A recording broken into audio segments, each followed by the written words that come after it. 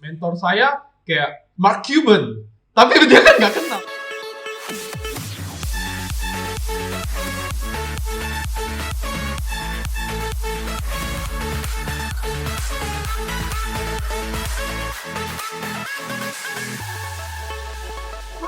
Saya benar-benar bersyukur bahwa actually saya juga nggak menduga, nobody menduga bahwa akan ada COVID, benar nggak?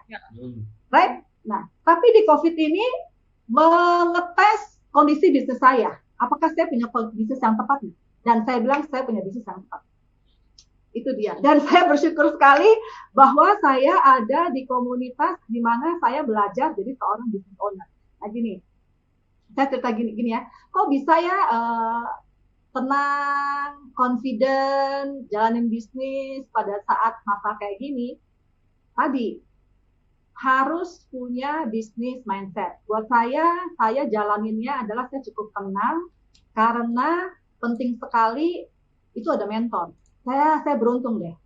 Ya, banyak orang gini, banyak kan gitu. Tiap kali baca buku deh, coba baca buku leadership. Orang bilang gitu, cari mentor, gitu ya. Kadang-kadang kesannya basi banget. Berarti basi banget sih ya, klise banget sih, but that's true. Dan saya beruntung saya ada mentor-mentor yang menguatkan saya di masa seperti sekarang. Tapi yang penting adalah bahwa mentor itu saya sudah punya bertahun-tahun yang lalu, sehingga pada masa seperti sekarang itu terbukti loh bahwa punya mentor itu sangat penting. Itu kunci deh. Karena we cannot fight by ourselves. Kalau mau punya bisnis besar ya, kalau punya bisnis besar loh, kecuali kayak yang penting ada uang masuk lah. Kayak orang sekedar jualan itu beda. Gitu. Itu Jason menurut saya, dan saya beruntung banget. Mentor-mentor saya pun canggih-canggih ya, semua bisa dihubungi secara digital gitu kan. Jadi at any point in time saya bisa konsultasi sama mentor-mentor saya gitu.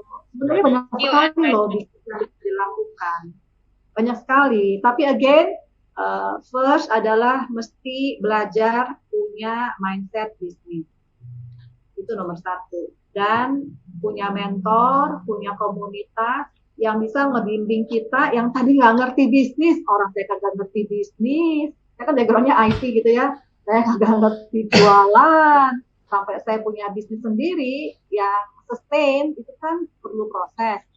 Proses itu kalau sendirian, kebayang nggak sih? Soal sendirian nih gitu ya, pokoknya saya mau jadi business owner. Then you have to go through all the process alone. Saya nggak proses, saya kagak sanggup. Cara dapetin mindset bisnisnya itu caranya apa aja, Bu? Kalau misalnya orang penasaran. Harus belajar. Jadi gini, satu kata kunci mau jadi business owner itu harus humble untuk belajar. Mau nggak mau deh. Ya, apapun backgroundnya, setinggi apapun orangnya, apalagi kalau nggak pernah punya background bisnis, saran saya humblekan hati, humblekan diri untuk belajar. Gitu.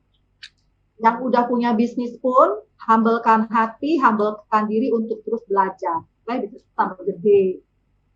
Sebenarnya kalau misalnya mau dibilang belajar tuh sekarang actually gampang banget sih. Iya.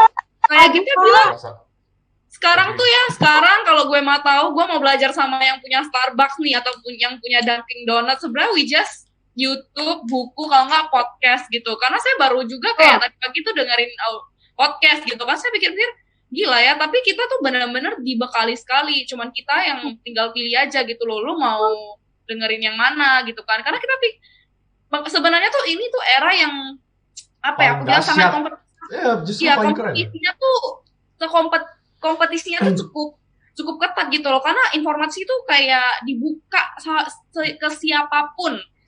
Tapi kalau kita bilang beberapa tahun lalu kayak zaman orang tuanya kita ya, mereka walaupun mereka tahu Starbucks, mereka pun belum tentu mereka bisa langsung begitu gampangnya dapat informasi tentang bagaimana sih Starbucks begini-begini gitu kan. Mereka mesti mungkin benar-benar beli bukunya. Iya, kalau misalnya si Starbucks udah bikin bukunya, kalau dia belum kan mungkin nggak bisa. Kalian tuh very fortunate, tau nggak? Bener deh, kalian tuh fortunate sekali gitu. Nah tapi kan again gini loh, Li, Di dunia tuh bermiliar-miliar ilmu, bener gak? Kalau cuma jutaan loh sekarang, miliaran loh. Begitu buka YouTube, bisa podcast, bisa segala macam, bener kan? E-book juga banyak sekali. Ya. Tapi kan Audio. again, kalau orang yang gak humble enough to Ya, learn, benar. arogan, gue udah tahu.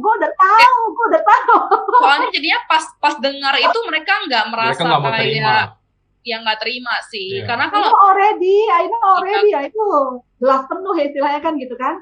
kalau kita merasa kita kosong tuh kayak pas dengerin podcast kayak gitu kayak oke, gila ya, itu keren banget sih. The one thing yang aku dapat ya belakangan ini, yang knowledge is everywhere. Justru mas zaman-zaman sekarang ini kesempatan kita untuk dapatin free lessons. Yang aku gila belakangan ini ya, kan orang-orang kayak misalnya mereka punya motivational speaker lah, speaker segala macam kan bisnisnya stop, ya kan? Aku aja beli berapa events gitu, ya semua di cancel gila. Terus mereka harus jalanin sedangkan mereka harus jalanin bisnis. Terus mereka akhirnya at the end mereka nggak bisa bayar, mereka harus kasih free dong, gara-gara orang nggak mau bayar sekarang. Ya, we just grab the opportunity. Aku rasa makin banyak. Hari-hari pasti ada. Saya tuh selama COVID ya boleh dibilang maybe 50% of my time itu selain doing business adalah saya lakukan online learning. Kayaknya tuh, waktu nggak cepet. Tahu udah malam ya gitu ya. Gitu kan, right? Karena belajar dan gitu. Nah, tapi one thing yang tadi lah ya, humble enough to learn kan. Pokoknya jangan merasa bahwa kita udah tahu, udah jago. Di atas langit masih ada langit kan gitu istilahnya, benar ya. Nah, tapi one thing yang saya notice, tanpa bermaksud mengkritisi siapapun atau apapun gitu ya. Honestly, menurut saya adalah kualitas learning itu, kalau ngomongnya online, podcast, segala macam, e-learning, whatsoever ya, online training, memang ya sumbernya adalah luar negeri lah ya saat ini, benar gak? Right? Jadi artinya guys, harus bisa bahasa Inggris.